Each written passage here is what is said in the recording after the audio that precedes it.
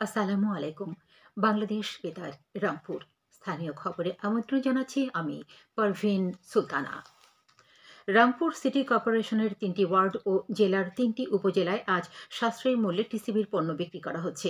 কর্মসূচির আওতায় সিটি কর্পোরেশনের ৪, ২৩ ও ২৫ নম্বর ওয়ার্ডে এবং কাউনিয়া, গঙ্গাচড়া ও মিঠাপুকুর উপজেলার ২১,৫৫১ জন কার্ডধারীর মধ্যে ৪৭০ টাকা প্যাকেজ মূল্যে ৫ কেজি চাল, ২ কেজি ডাল ও ২ লিটার তেল বিক্রি করা হচ্ছে।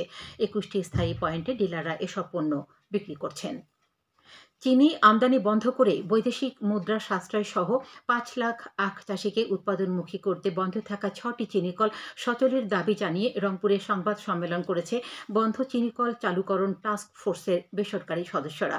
আজ সকালে নগরীর একটি কমিউনিটি সেন্টার মিলনায়তনে সংস্থার যুগ্ম আহ্বায়ক আবদুল্লাহ কাফি রতন ও সদস্য মানস নন্দী জানান, বন্ধ থাকা শ্যামপুর, সেতাবগঞ্জ, পঞ্চগড়, পাবনা, কুষ্টিয়া ও গাইবান্ধার রংপুর চিনিকলে আখ মাড়াই কার্যক্রম শুরু হলে চিনি শ্রমিক, কর্মকর্তা, কর্মচারী সহ আখ চাষিরা জীবন জীবিকা ফিরে পাবে। সেই সাথে দেশে বেসরকারি গ্রুপের চিনি সিন্ডিকেটের হাত থেকে ভোক্তারা রক্ষা পাবে। এ সময় দেশের বন্ধ থাকা পাটকল সহ অন্যান্য বন্ধ কারখানা আধুনিকীকরণের মাধ্যমে খুলে দেওয়ারও দাবি জানানো হয়।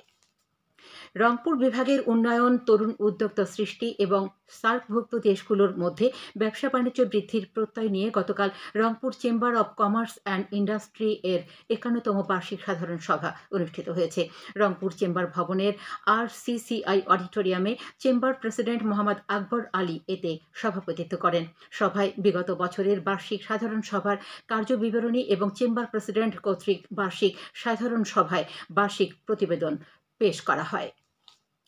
গাইবান্ধা সদর উপজেলার মোল্লারচর ইউনিয়নে পশ্চিম চিথুলিয়া সরকারি প্রাথমিক বিদ্যালয় কাম বহুমুখী বন্যা আশ্রয় কেন্দ্রের উদ্বোধন করা হয়েছে। ডেপুটি কমিশনার চৌধুরী মোয়াজ্জম আহমদ গতকাল এই বন্যা আশ্রয় কেন্দ্র কাম বিদ্যালয়ের উদ্বোধন করেন।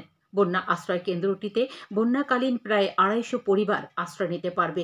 এছাড়া আশ্রয় কেন্দ্রে গবাদি প্রাণী রাখার জন্য পৃথক শেড নির্মাণ করা হয়েছে।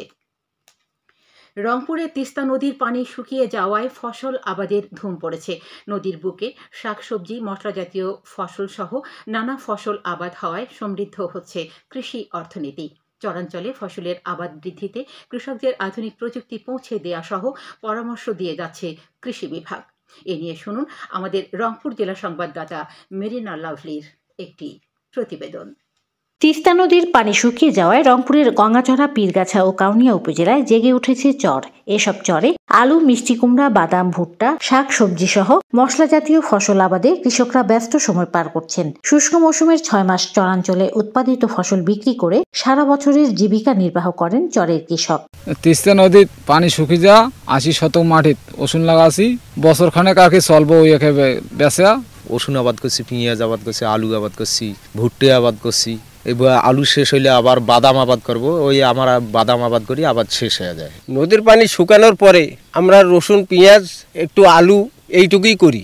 এইটার জন্য আমরা অপেক্ষা করে থাকি যেন শুকনো মৌসুম আসে, তখনই আমরা এই রবি শস্যটা করি। চাষাবাদের জন্য যদি মনে করুন রাস্তা ঘাটটা যদি সুবিধা হয়, তাহলে আমাদের যে কোনো পণ্য এখানে আনা সুবিধা হবে। সারসবল কৃষি বিভাগ বলছে, চরে উৎপাদিত ফসল শুধু খাদ্য চাহিদা মেটাচ্ছে না, এখানকার উৎপাদিত মিষ্টি কুমড়া বিদেশে রপ্তানি করে বৈদেশিক মুদ্রা আয় হচ্ছে। তাই চরের কৃষিকে গুরুত্ব দিয়ে কাজ করা হচ্ছে বলে জানিয়েছেন কৃষি সম্প্রসারণ অধিদপ্তরের জেলা প্রশিক্ষণ কর্মকর্তা মোহাম্মদ এনামুল হক। যে ৯,০০০ হেক্টর জমি আমরা আবাদের আওতায় আনতে পেরেছি, এটি ওই এলাকার কৃষকদের জন্য একটি অর্থনৈতিক ভাবে একটি তার দ্বার উন্মুক্ত হয়েছে যে চরের মাটিতে এরকম ফসল উৎপাদন করা যায়। যে আধুনিক যে প্রযুক্তিগুলো আছে যাতে যেগুলো ব্যবহার করে তারা আপনার কম খরচে বেশি টাকা লাভ করতে পারে, সেই বিষয়ে আমাদের মাঠ পর্যায়ের কর্মকর্তারা নিরলসভাবে কৃষকের পাশে থেকে পরামর্শ দিয়ে আসছে। কৃষি সম্প্রসারণ অধিদপ্তরের তথ্য মতে রংপুর জেলার ৩ উপজেলায় ৯,৮৯৭ হেক্টর চরের জমি রয়েছে।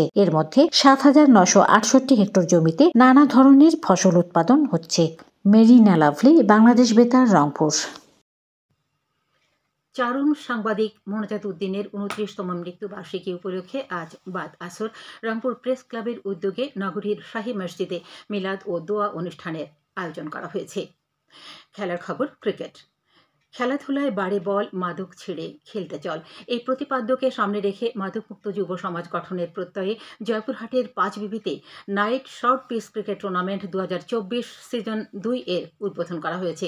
5বিবি এফসিসি ক্রিকেট ক্লাবের উদ্যোগে গতরাতে উপজেলা শহরের বালিঘাটা আদর্শ সরকারি প্রাথমিক বিদ্যালয় মাঠে অনুষ্ঠিত এই টুর্নামেন্টের উদ্বোধন করা হয়। এই টুর্নামেন্টে মোট 12টি ক্রিকেট দল ও ক্লাব অংশগ্রহণ করছে।